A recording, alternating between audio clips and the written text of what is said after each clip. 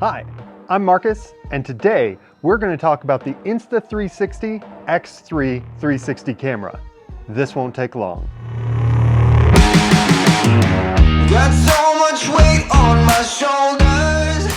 So if you follow us or have seen any of our other videos, you might know that we also own the, oh man, I'm going to mess this title up, Insta360 1RS 1-inch 360 edition. We've done a review on that. We love the camera, super terrible name.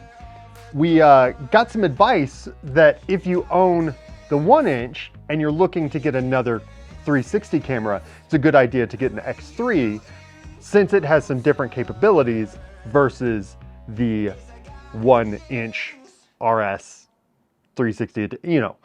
So we decided to go for it and bought the X3 to go along with our 1-inch. Now this video is not meant to be a full comparison of the 1-inch to the X3. We are planning to shoot a comparison video where we can show some of the exact same shots, but I will mention some of the stuff in this X3 video as it relates to our experience with the 1-inch edition. The biggest difference is size. While they take up roughly the same amount of space, the 1-inch is a little bit taller, the 1-inch is a lot heavier. And since it's modular, it's kind of harder to get into to change things. Like for instance, the battery on this just pops right out of the side, whereas on the 1-inch, you have to kind of take the whole thing apart. That's also where the SD card is located. Another massive difference of the two is that the X3 is actually waterproof. So you can go up to 33 feet or 10 meters underwater with this as it comes out of the box. They also have like a scuba gear that you can go further. We have not tested that. We haven't even tested this guy underwater yet, but that is an option, which is awesome. It also has a really big touch screen for viewing, and you can actually flip it around and look at the selfie view or the other camera view and see what you're looking at. But the biggest difference that we noticed is the picture quality.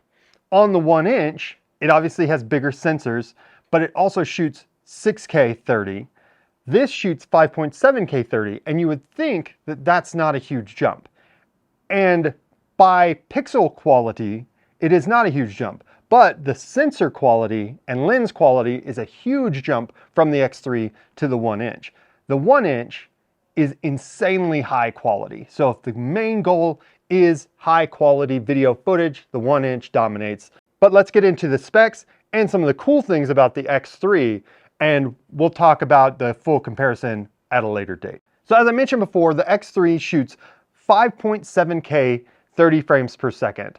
It can also go lower and shoot at a little bit lower resolution with higher frame rates. It also has a two half-inch sensors that are fine. They really are. They're fine, especially if you're shooting for social media posts, Instagram, TikTok, anything like that. But if you're trying to add this footage in with higher quality cameras, like a alpha camera, for instance, like this camera that we're showing right now, it's not quite as good. You can see more artifacting, especially in busy things like trees and bushes. Another interesting thing that we had heard about this is that the flow state stabilization on the X3 was out of this world, next level, even better than the 1-inch. But what we found in our experience is it's fine. There's nothing wrong with the stabilization, but it's not actually better. It actually, you can see some little, I'm going to call it artifacts again, but as the camera shakes, you can actually see almost like a blur effect take place on the image as the stabilization is trying to take over. Now, is that the end of the world? By no means. You can still do amazing things with it. You can get cool shots when you're riding your bike, look like third-person view, look like you have a drone following you through the trees. Everything that you want out of a 360 camera, this can still do it. Another thing that really impressed us with the X3 is it still has an excellent quality microphone. If you're just walking and talking to the camera, as long as there's not tons of noise around you, it picks up a clean signal and it sounds good. We actually used it to shoot a real estate walkthrough where we had the real estate agent hold it and walk through and talk to the camera so that he could be put in a picture-in-picture while showing the house off. And what's really cool about that is that's actually a feature in the editor for the Insta360. So literally they have a section called multi-view that you can just turn your video into a multi-view in several different aspects, and it just comes out great. And the Insta360's editing app has a pretty steep learning curve. It's frustrating to use when you first start. That's not a detriment. That's not something to say that you shouldn't get it by any stretch of the imagination.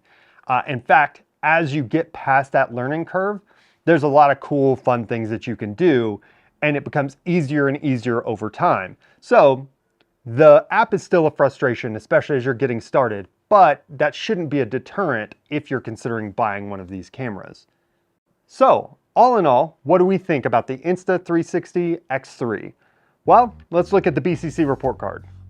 First off, no surprise, no manual stamp of approval. Just like the 1-inch, we didn't need to look at the manual to get started with this. We just picked it up and went.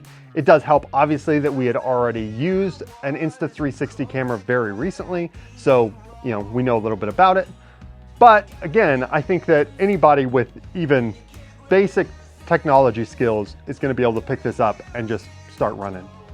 Next, our out of 5 score. We're going to give this 3.5 Chicky T's out of 5. Still a great camera. Still a little bit of learning curve to the app, but it's not quite as high a quality image as I had hoped, considering it was supposed to be 5.7K. It's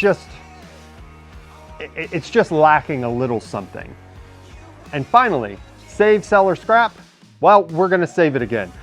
This is still a great camera, and it's something that we can send out with someone who doesn't normally shoot, that they can just hold the camera out and we can grab clips out of it as we need it. So it's still a very effective camera. It's something that we enjoy, and it's something that we're 100% gonna keep in our arsenal and continue to use in addition to the other 360 camera we have.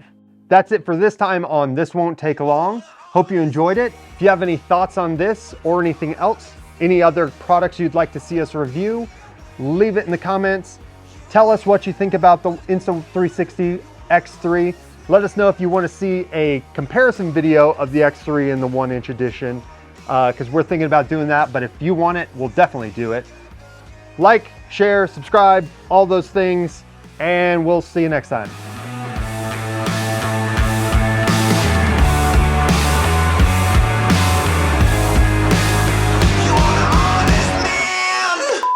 So, we decided to go ahead and pull the cord. So we decided to go ahead and, what is that phrase? We decided to pull the, I don't think it's plug, because that would be ending it, right? Am I just using a wrong phrase? We decided to pull the, I think I might be just using a wrong phrase.